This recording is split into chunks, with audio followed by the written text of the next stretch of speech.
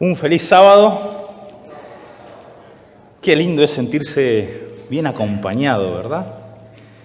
Uno podría quedarse allí mirando y escuchando por horas tal vez, ¿no? Porque realmente nos eleva a Dios. Gracias, chicos, gracias, papis, por elevarnos a Dios con estas oraciones que salen del alma, que es la música, que es la alabanza, ¿cierto? Queridos hermanos, un saludo especial. Estamos en un sábado especial. Ustedes saben que, hemos tenido el privilegio de ocupar este púlpito en más de una oportunidad. Y ustedes conocen que me gustan las historias de la Biblia. Me gusta abordar temas de esos que no escuchamos muy seguido.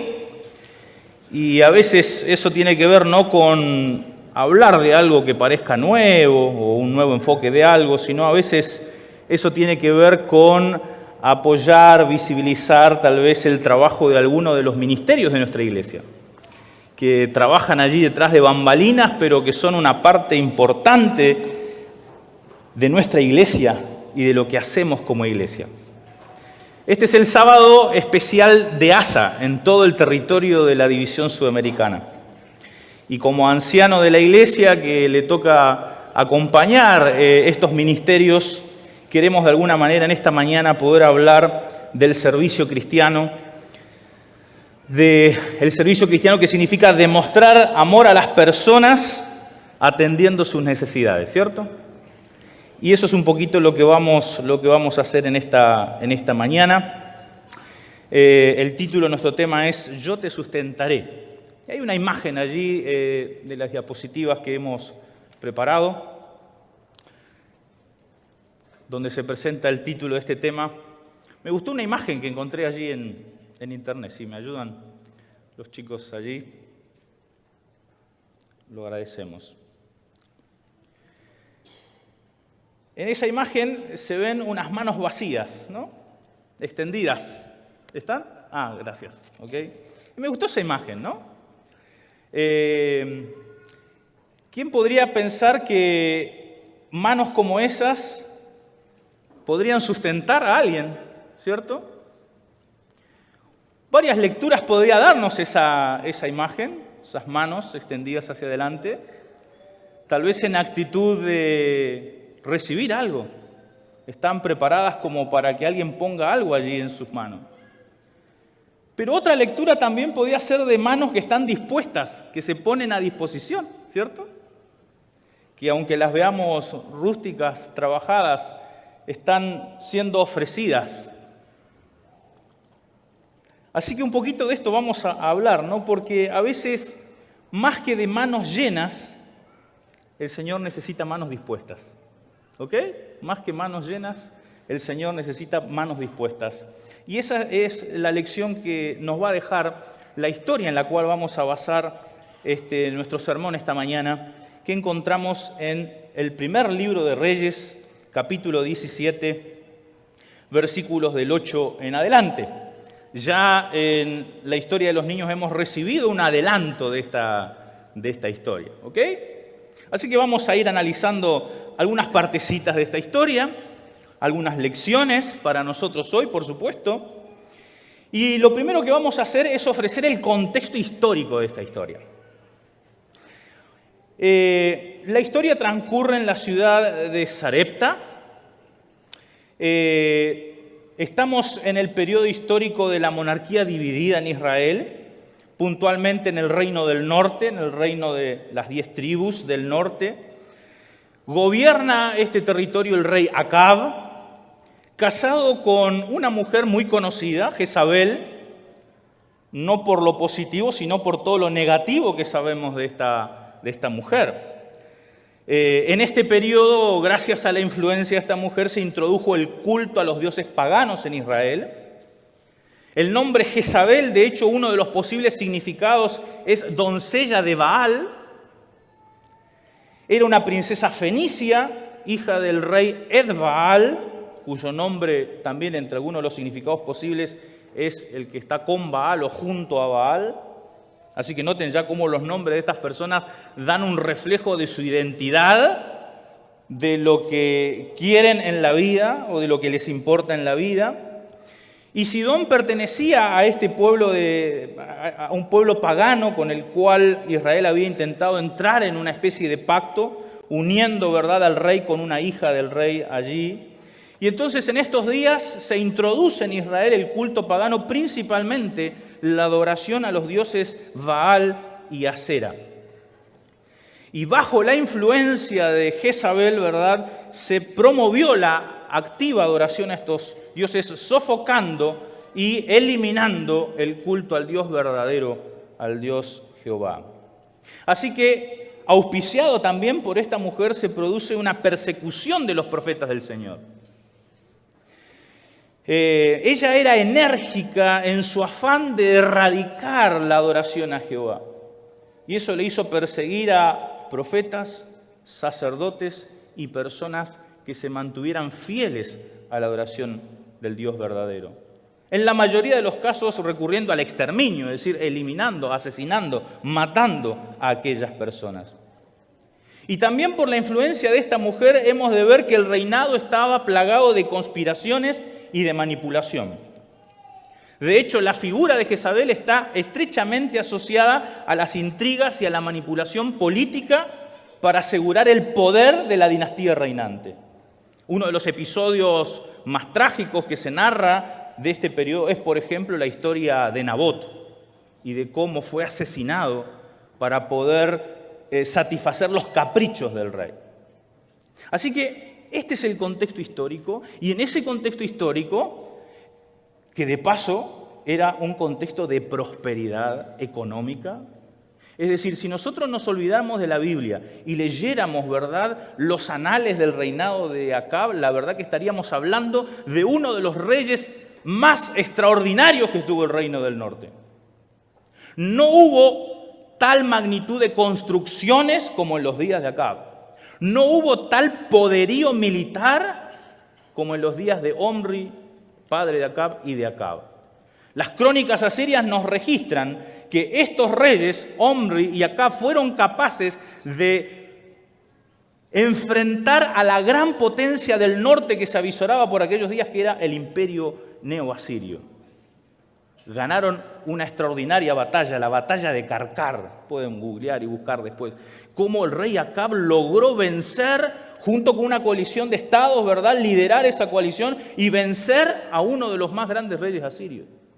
Así que si lo vemos solamente por las noticias de los diarios, estaríamos hablando de un periodo de prosperidad, de poderío militar, de estabilidad económica.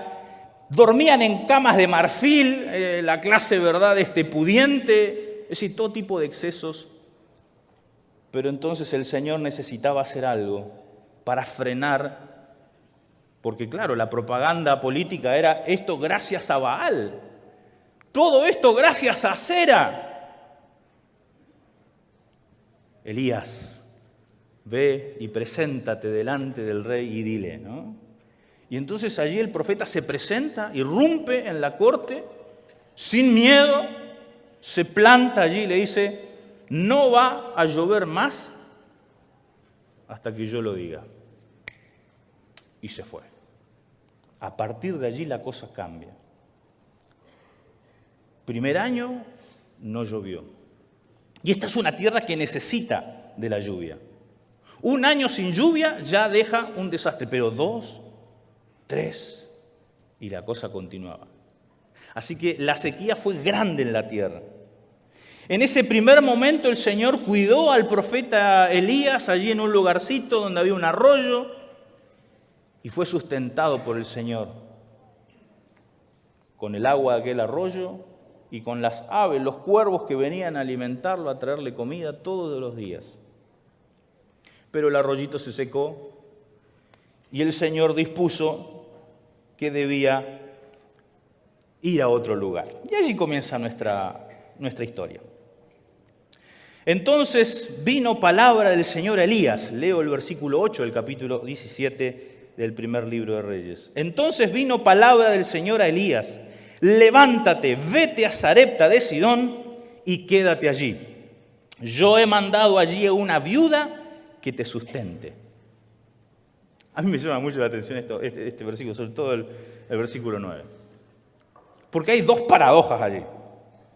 Es decir, no me voy a poner en el lugar del hombre de fe que era Elías, porque yo sé que él no dudaba la palabra del Señor, pero yo me pongo en mi lugar y el Señor me dice esto a mí y me está tomando el pelo, digo yo. Primera paradoja, vete a Sarepta de Sidón. ¿A dónde? A Sarepta de Sidón.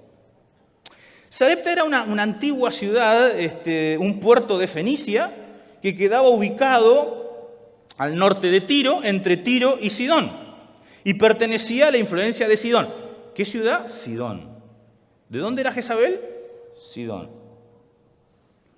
O sea, Señor, ¿tú quieres que vaya a la cuna del problema o a la región que es cuna del problema de mi pueblo? ¿No? Es como ir a la casa de los padres de tu enemigo, a esconderte allí. ¿Cómo que a ese lugar? Bueno, sabemos que ese no era un pueblo muy importante, o nunca llegó a ser una ciudad muy destacada, pero sí estaba ubicada cerca de una importante ruta comercial. Por lo tanto, era un lugar conocido y un lugar que tendría mucho movimiento. No es el lugar para ir a esconderse, digamos, ¿no? Y donde uno no quiere que te vean, porque ahí va a haber gente yendo y viniendo de todos lados y la verdad que uno queda bastante expuesto. Así que ya aquí tenemos un primer dilema, una primera paradoja, y es que el Señor le ordena ir a esconderse al lugar menos pensado. Pero aún en los lugares menos pensados hay espacio para historias de fe, ¿verdad? Aún en aquellos lugares donde nosotros no lo imaginamos, el Señor puede hacer sorpresas, puede darnos sorpresas. Segunda paradoja. Yo he mandado allí a una viuda que te sustente. ¿Perdón? ¿Quién, Señor? ¿Una viuda? O sea, ¿a la tierra de mis enemigos para que me sustente una viuda? ¿Quiénes eran las viudas en los tiempos bíblicos? Y allí la paradoja.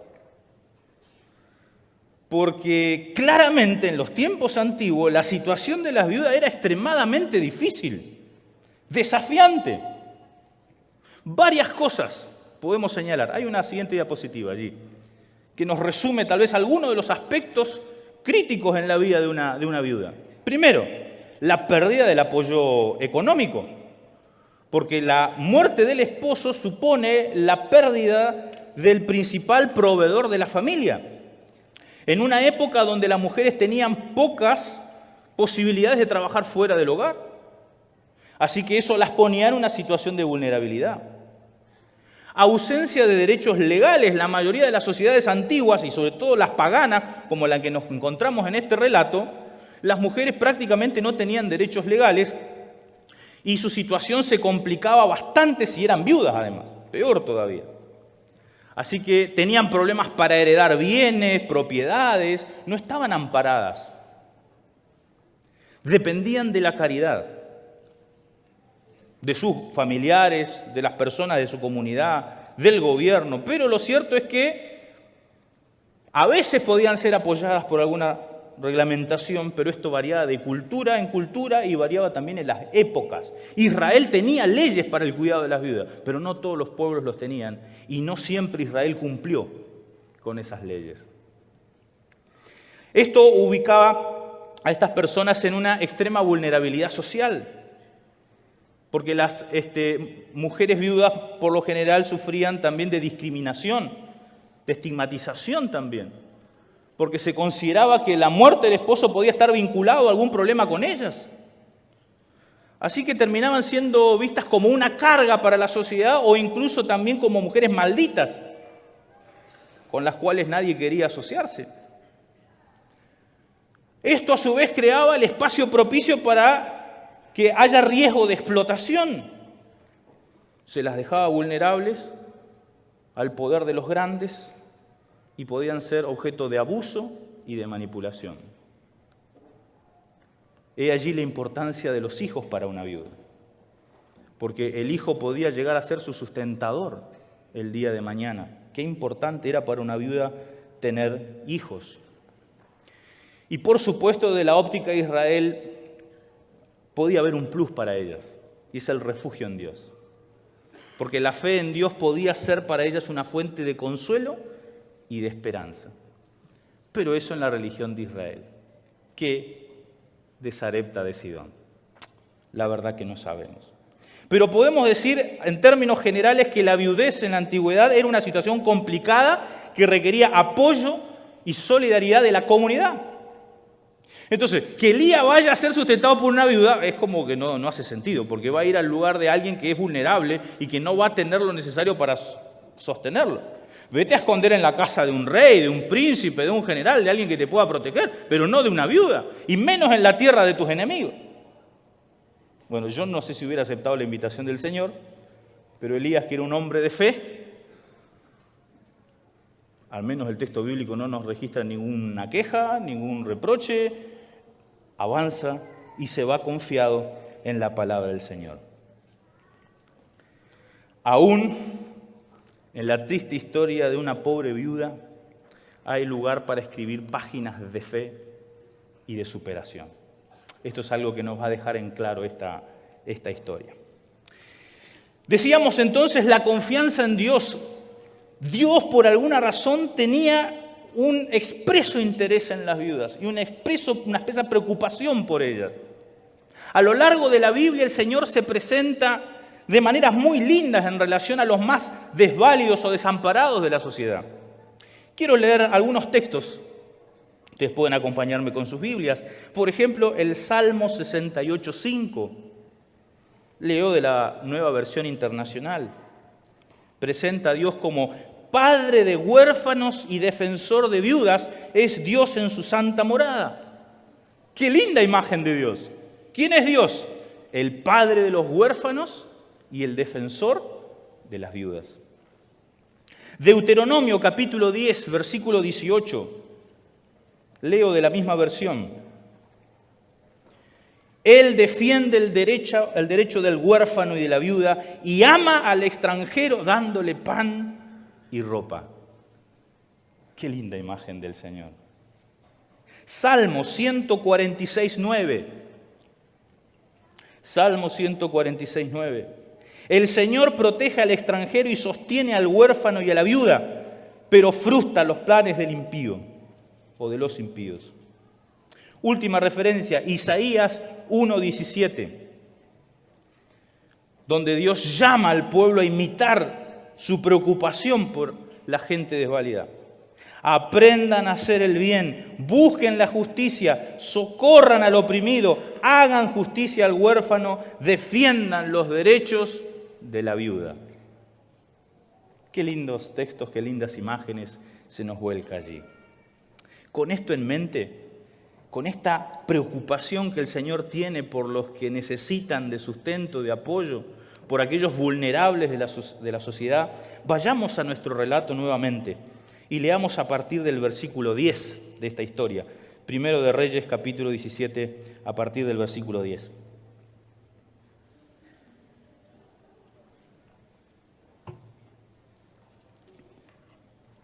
Entonces él se levantó y se fue a Sarepta. Cuando llegó a la puerta de la ciudad, vio una mujer juntando leña. Y llamó y le dijo, te ruego que me traigas un poco de agua en un vaso para que beba. Al ir ella a traérsela, él la volvió a llamar y le dijo, te ruego que me traigas también un bocado de pan en tu mano. Ella respondió, vive el Señor tu Dios, que no tengo pan cocido, solo tengo un puñado de harina en la tinaja y un poco de aceite en una vasija. Ahora juntaba esta leña para prepararlo para mí y mi hijo, para comerlo y después morir. Elías le dijo, no temas, ve, haz como has dicho, pero hazme a mí primero un panecillo cocido bajo la ceniza y tráemelo, después harás para ti y para tu hijo. Porque el Señor, Dios de Israel, ha dicho, la harina no escaseará en la tinaja ni el aceite de la botija hasta que el Señor envíe lluvia sobre la tierra. Entonces ella fue e hizo como le dijo Elías.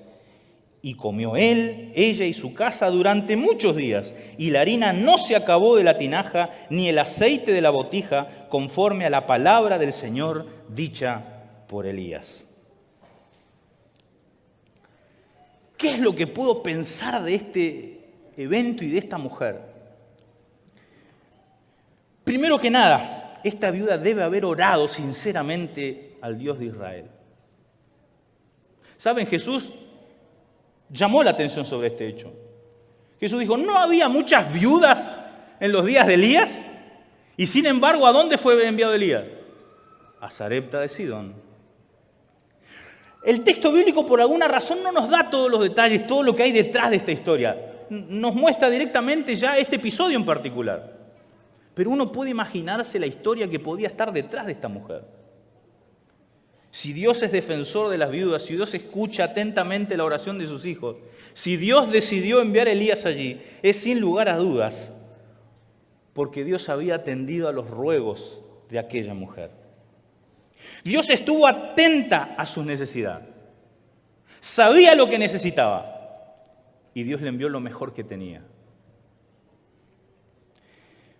Pero algo interesante también de este detalle, de esta historia, es que fue un requisito para el milagro que aquella viuda fuera probada y se le pidiera dar primero lo poco o casi nada que tenía para entonces presenciar el milagro de ese Dios que sustenta a las viudas, a los necesitados. Y es allí donde yo me hago una pregunta. ¿Qué fue lo que motivó a esta viuda? ¿Cómo ella, una mujer viviendo en un lugar pagano, fue capaz de acceder a ese pedido tan extraño del desconocido y extranjero que estaba junto a ella y capaz de entregarle lo poquito y casi nada que tenía primero a él, sabiendo que era lo último que tenía y que había hambre en la tierra, que no había por dónde conseguir alimento?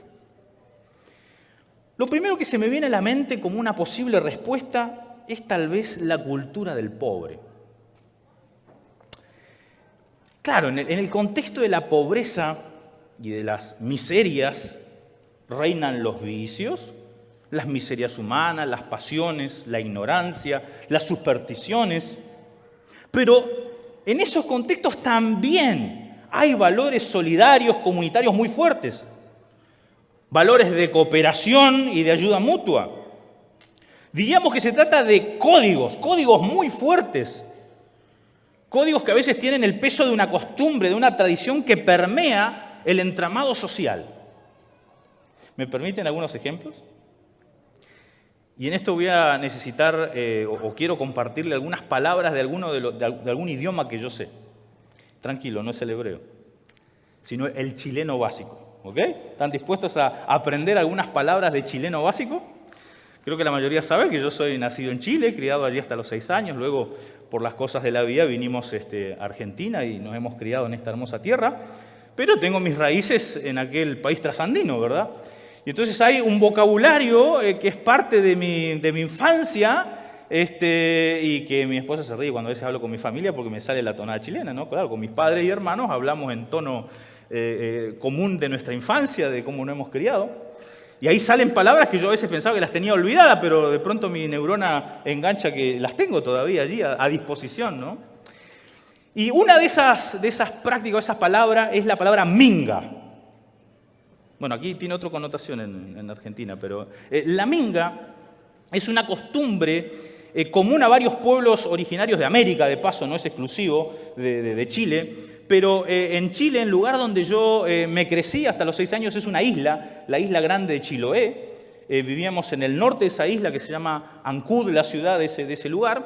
Y en esta isla hay costumbres muy peculiares, muy atípicas, que inclusive son raras para los propios chilenos, ¿no? Y una de esas costumbres bien arraigadas allí en la pobreza de estas tierras es la de la minga. La minga podríamos decir que es una tradición campesina que consiste en la colaboración de vecinos, amigos y familiares para una tarea conjunta de alguien que lo necesita. Claro, tenemos que pensar en comunidades donde la subsistencia es algo muy importante y donde uno solo no puede subsistir. Lugares totalmente aislados, desprovistos de los servicios más básicos que ustedes puedan imaginarse, ¿ok? Entonces, sin la ayuda solidaria de la comunidad, hay cosas que no se las puede lograr.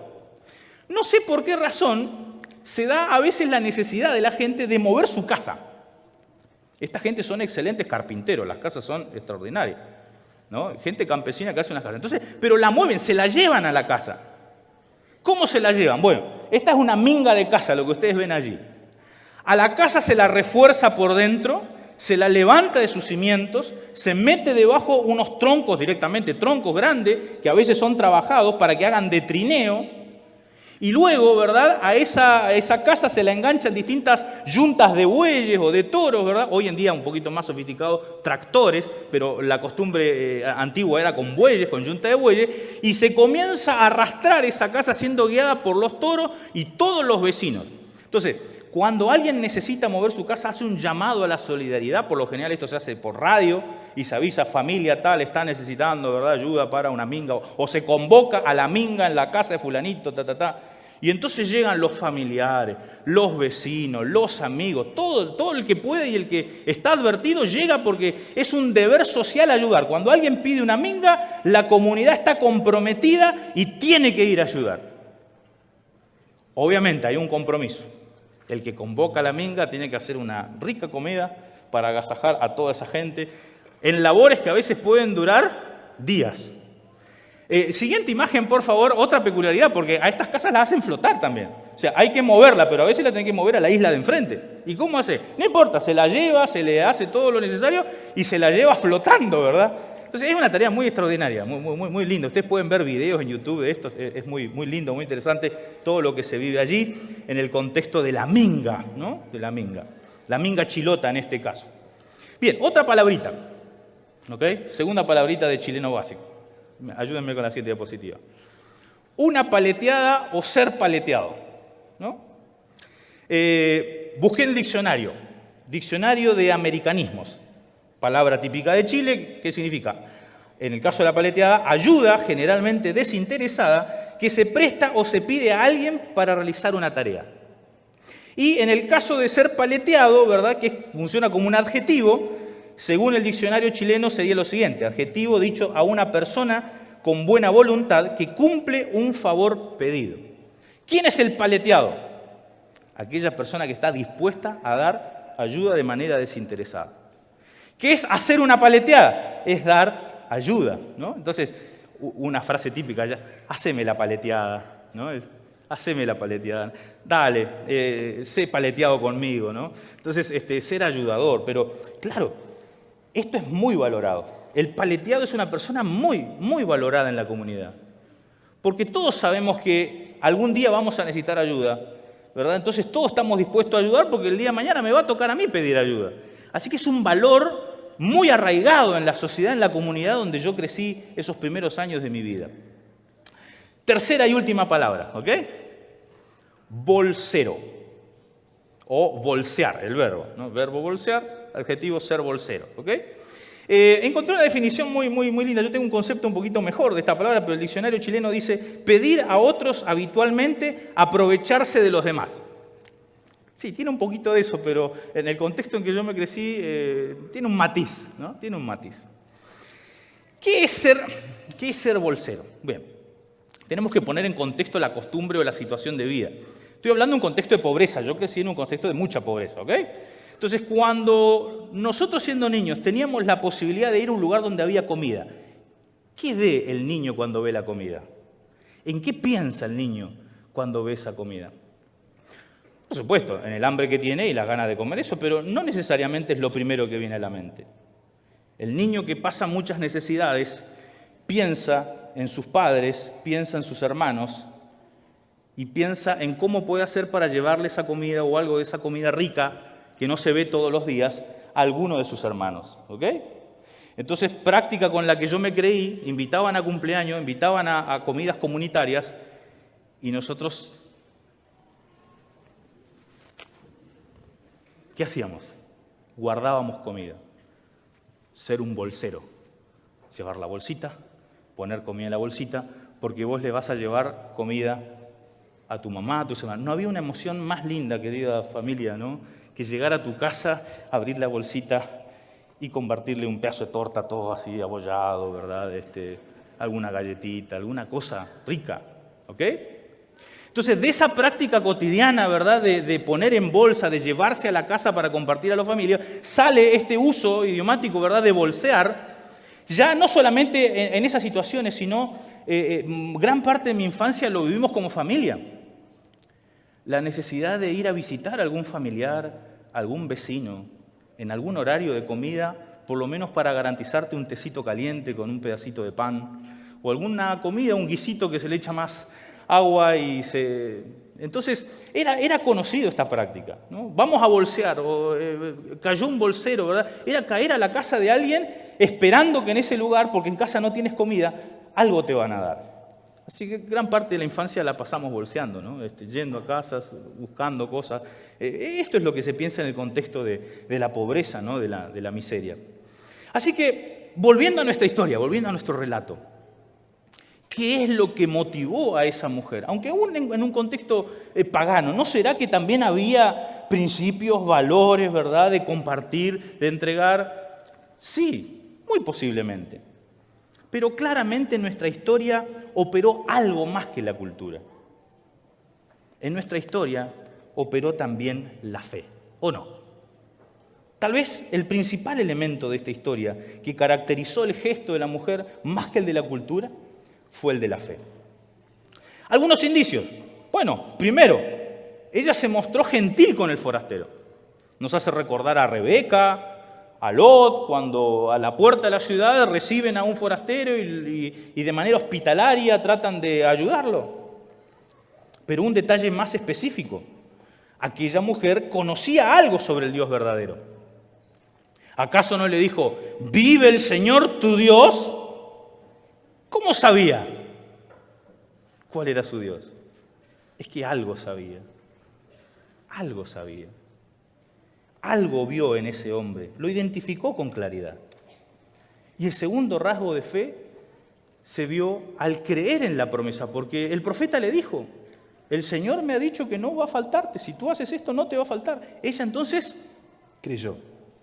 Fue así como fue movida a dar, ¿verdad?, aquello que tenía, lo poco y último que tenía para aquel forastero. Elena de White, Profetas y Reyes, nos dice, esa mujer no era israelita. Nunca había gozado de los privilegios y bendiciones que había disfrutado el pueblo escogido por Dios, pero creía en el verdadero Dios y había andado en toda la luz que resplandecía sobre su senda. ¿Ok? Conocía y había andado en la luz, aunque vaga, aunque tenue, había andado en toda la luz que había recibido. Claro. Luego vemos que Dios satisface las necesidades con un milagro extraordinario. Porque, a ver, esto fue un milagro extraordinario. Muchas veces nosotros pensamos cuando leemos el Antiguo Testamento como que en el Antiguo Testamento los milagros extraordinarios son algo común y cotidiano. Eso porque lo leemos dentro del canon, pero si pusiéramos los eventos en una línea de tiempo, nos daríamos cuenta que esos milagros extraordinarios, que se abre el mar, que pasan cosas súper extraordinarias, ocurrían uno cada siglo, cada 2 o cada 3 siglos. O sea, no es que todos los días estaban cayendo fuego del cielo, abriéndose las aguas, multiplicándose las cosas, resucitando muertos. No, si los ponemos en una línea temporal veremos que son bastante distanciados y escasos en el tiempo. Y de hecho, si tenemos que pensar a profetas que obraron y operaron milagros, la verdad que no tenemos un número muy grande. La principal función de ellos no fue tanto la de operar milagros como la de predicar la palabra, llevar la revelación de Dios al pueblo. Así que si pensamos en aquellos grandes profetas obradores de milagro, diríamos Moisés, diríamos Elías, diríamos Eliseo, y medio que ahí pararía nuestra lista porque no es algo verdaderamente común. Esto nos dice que muchas veces Dios opera milagros, pero no necesariamente de maneras extraordinarias. A veces Dios obra milagros en nuestra vida de manera simple, pequeña, con las cosas cotidianas de la vida. A Dios le gusta, de hecho, obrar de esa manera, sutil, escondido para los ojos de muchos, pero visible para los ojos de la fe. Así que quienes nosotros creemos en Dios y creemos en su poder sustentador, en esas pequeñas cositas cotidianas que podrían ser atribuidas al azar, a la suerte de cada uno, nosotros vemos la providencia de Dios que nos cuida, que nos protege. ¿Hay espacio para algunas historias personales? ¿Sí? ¿Me permiten? 3 incidentes así, cortitos, de mi experiencia con esto. Les decía, yo crecí en la pobreza y la pobreza nos acompañó gran parte de nuestra vida, a veces leve, a veces más profunda, dependiendo de las épocas.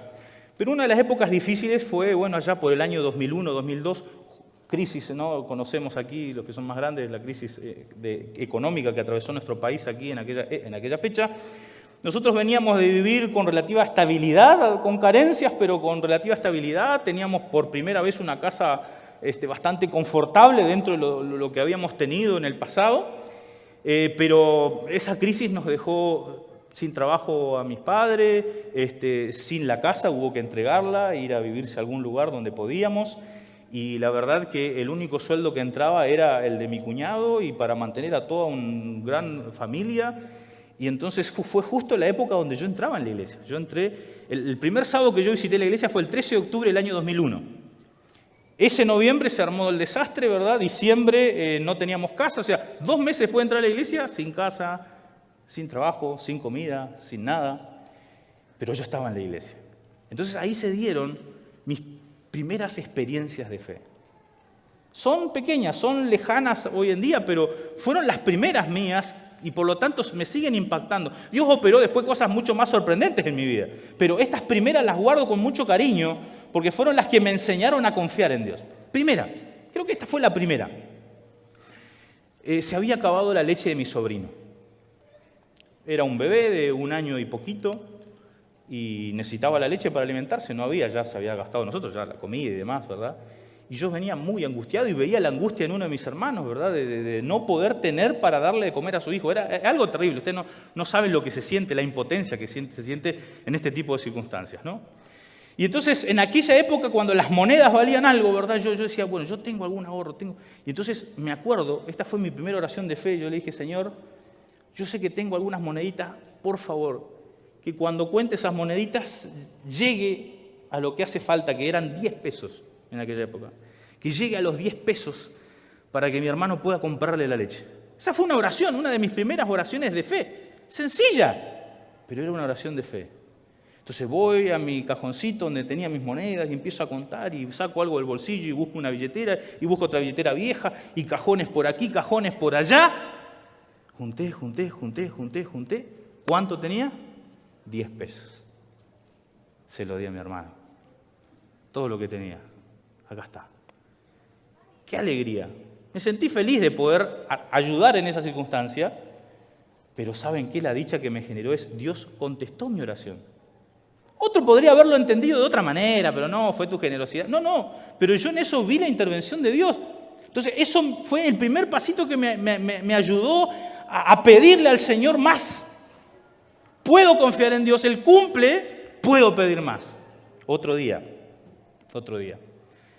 Ya se había acabado la comida el día anterior, no había nada. Ese día al mediodía no había nada para comer, ya nada. Se había gastado lo último de lo último.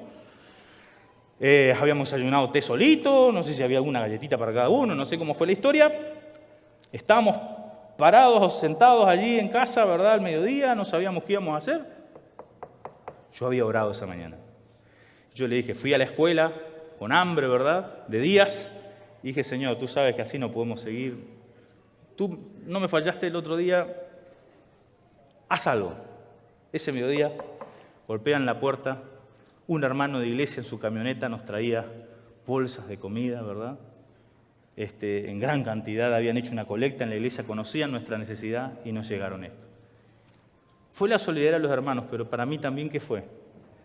Fue la oración del Señor, porque era el momento en que lo necesitábamos. Eso podría haber llegado una semana antes, pero llegó solo después de esa oración de fe.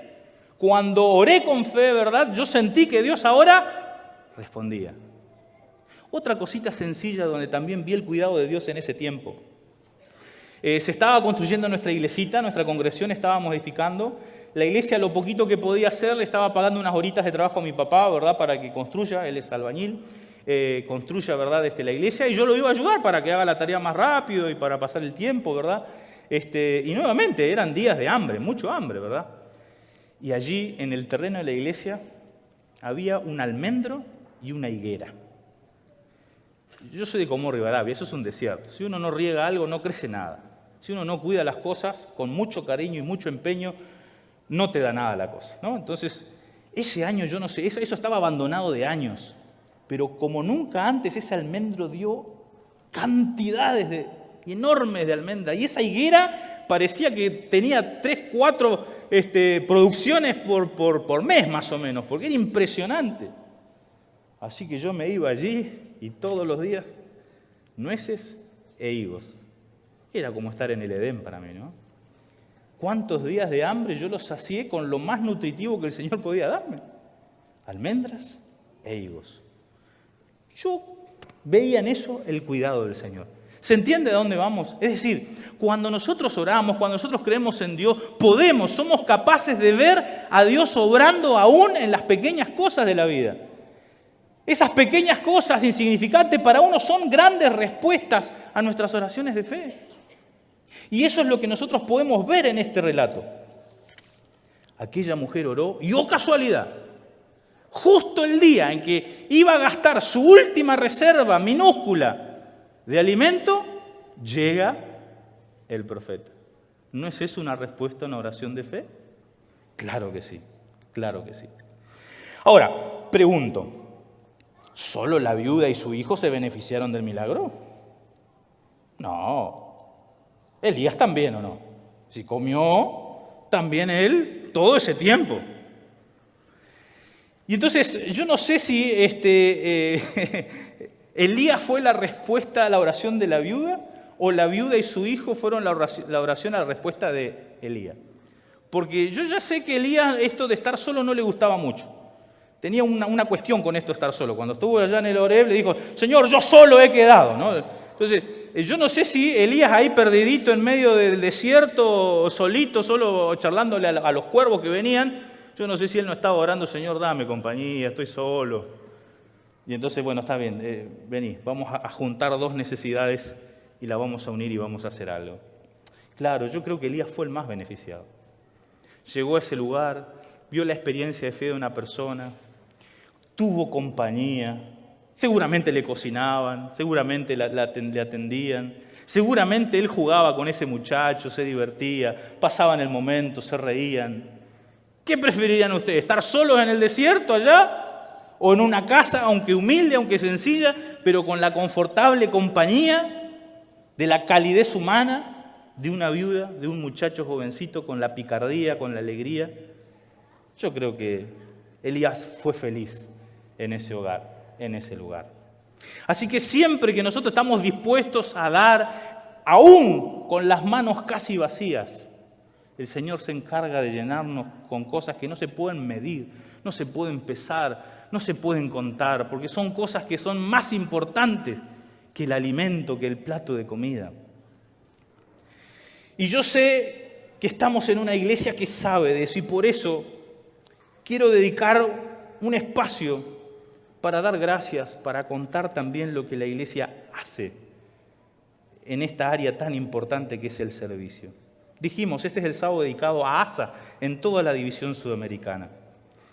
Y entonces, ustedes saben que la iglesia tiene un departamento de ASA que por la magnitud de nuestra iglesia está dividido en 3 áreas. Así que funcionan como 3 áreas distintas, pero integran este departamento. Por un lado tenemos a ASA Ropa. Podemos allí poner tal vez una de las imágenes donde vemos a nuestras hermanas. Hay también un breve videíto. Pero bueno, ASA es conocido mayormente por el trabajo con la ropa, es algo que se hace de manera cotidiana. Antiguamente Ofasa, Dorcas, etc. Pero es tal vez uno de los departamentos más característicos de nuestra historia como iglesia, aquí en este territorio, ¿verdad? Hoy en día trabaja allí nuestra querida hermana Carmen Rodríguez de Arrieta. Le acompañan en sus labores la hermana Berta de Sapia, Cristina de Cos, Julia, Sonia de Aranda, Mary Maqueda, Mari de Centenaro, Alicia de Pereira, entre otras personas que en distintos momentos y de distintas maneras se acercan para dar una mano en este lindo departamento. ¿Qué es lo que hacen nuestras hermanas?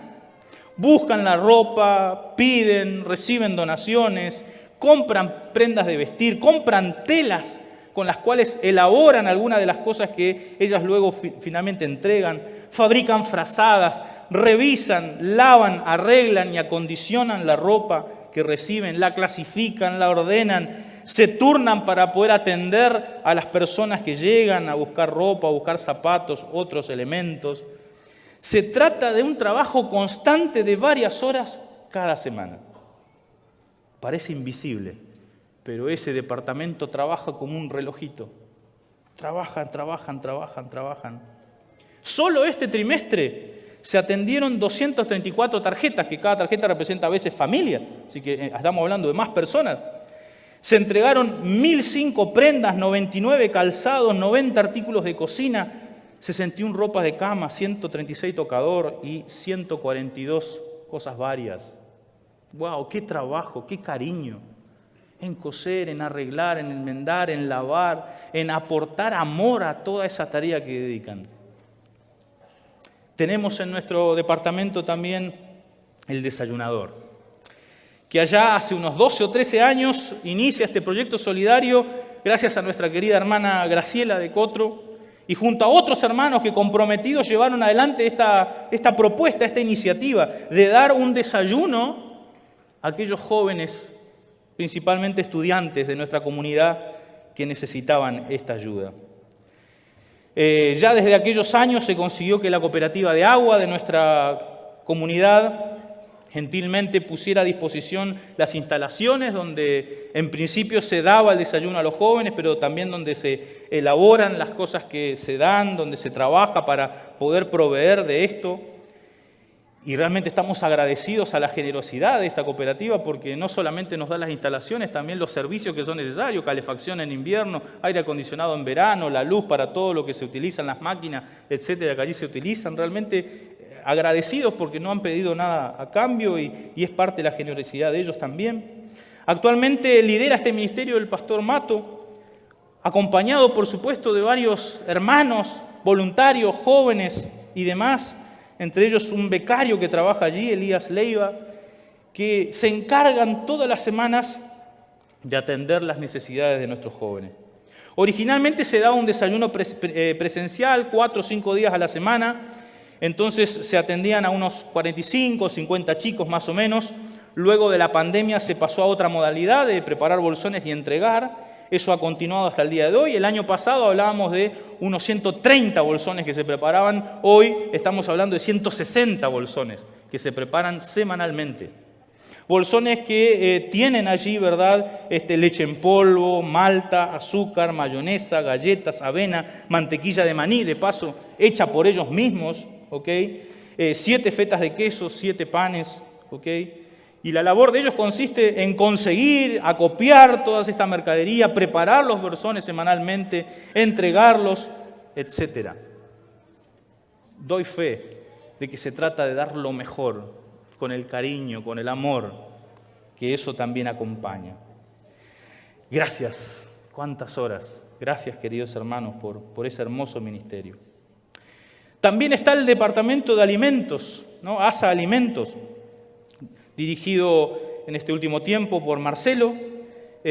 Sabemos que durante 8 meses del año aproximadamente, entre 200 y 300 alumnos se benefician con un bolsón compuesto de 5 alimentos básicos: arroz, aceite, fideo, harina y puré de tomate, elementos de higiene personal y de limpieza. Y también un número importante recibe bolsones de galletitas y cereales, dependiendo de las donaciones. Tenemos que agradecer a un grupo enorme de voluntarios que trabajan allí en esta labor. No saben lo que implica mover los miles de kilos de alimentos que se mueven, toneladas, ¿verdad?, de alimentos que se mueven y que se distribuyen. El departamento quiere agradecer de manera especial a Gervasio, Pablo, Facundo, Cristian, Jael, Candela y Sergio, Abigail, Juan Manuel, Carmen, Iván, William, Magalí, Rosa, Yamil, Juan, Jeremy, Micaela, Sofía, Laura, Romina, Sharon, Orlando, Clever, José Luis, Horacio, Gustavo, Rodolfo, Basilio, Nora, Claudio, Marcelo, Pablo, entre un largo etcétera. Son muchos los jóvenes, las personas de esta iglesia que colaboran en distintos momentos, ¿verdad?, para que esto avance, para que este ministerio se desarrolle. Yo sé que estoy en una iglesia privilegiada porque esta es una iglesia que da un ejemplo constante de atención a las necesidades. ¿Cuántas escuelas sabáticas, cuántos grupos misioneros no tienen sus proyectos solidarios y recaudan alimentos, cosas, ayudan a estudiantes en su etapa de estudio, ayudan, ¿verdad?, a familias necesitadas? construyen a veces iglesias. O sea, esta es una iglesia reconocida en nuestro territorio por su generosidad. Gracias, querida familia. Yo no sé si ustedes son conscientes de lo que eso impacta en la vida de los jóvenes y de aquellos que ven esta generosidad y este trabajo. Gracias por responder a cada llamado. Gracias por estar siempre pensando en cómo ayudar mejor. Gracias por hacer rendir más aquello poquito que a veces se tiene. Gracias por inspirar.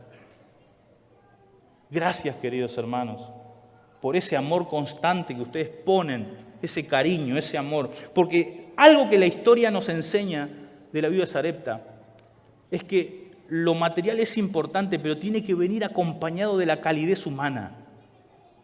Dios podría haber en un sueño indicado a la mujer cómo podía hacer para satisfacer sus necesidades, pero Dios decidió enviar al mejor recurso humano que había en aquellos tiempos y que probablemente debe haber habido por muchos años. Un hombre nada más y nada menos que no conoció la muerte y que hoy en día anda por allí, ¿verdad? Dando testimonio de la obra de Dios en los mundos no caídos. Entonces Dios envió a una persona para dar compañía y consuelo, no solamente saciar el hambre, sino complementar las necesidades integrales de la persona. Gracias por ese cariño. ¿Qué es el cristianismo? En la práctica, sino el acto de brindar, de dar o de brindarse a otros, sin importar si lo merecen o no desde una óptica humana. Yo sé que le estoy hablando a una iglesia generosa, sé que le estoy hablando a personas que siguen la transmisión del otro lado y que a veces cuando ven iniciativas que hace nuestra iglesia, automáticamente nos acompañan con sus ofrendas, con sus oraciones. Gracias. Pero tengo el desafío también de hablarle a una nueva generación,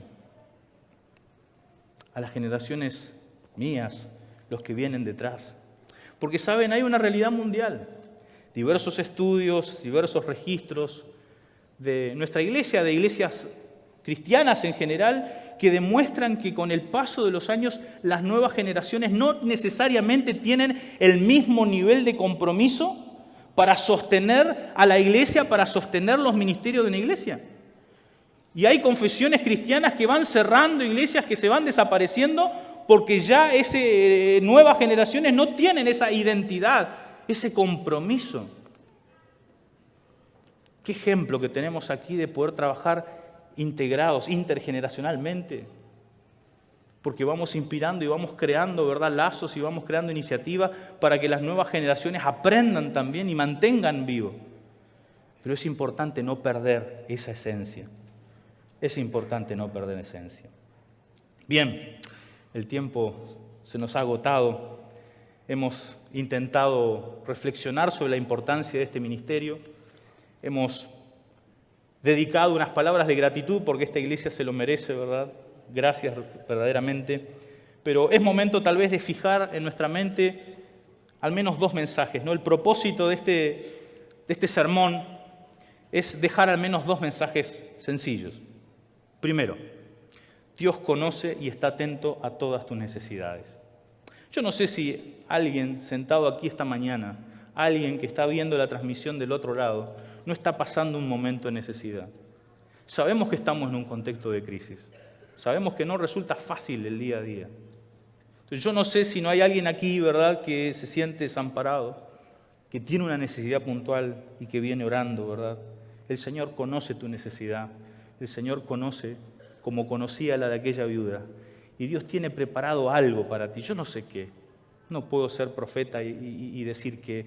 Pero Dios tiene preparado algo. Aún en la sencillez de las cosas cotidianas, Dios tiene preparado algo y a alguien que puede ser un nexo para traer satisfacción de las necesidades que tienes.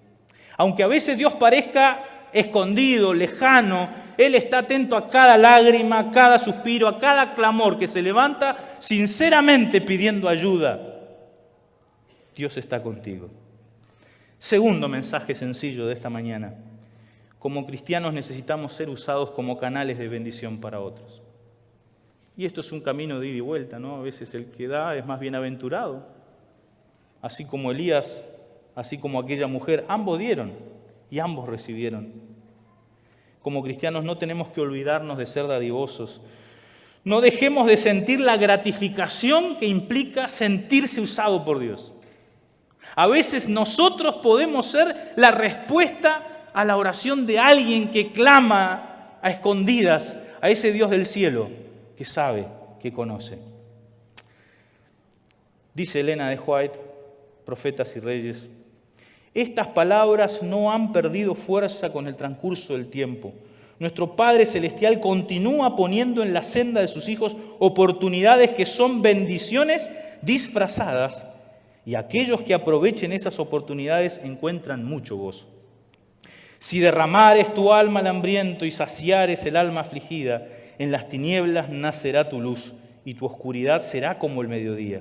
Y Jehová te pastoreará siempre, y en la sequía hartará tu alma y engordará tus huesos, y serás como una huerta de riego y como manadero de aguas, cuyas aguas nunca faltan.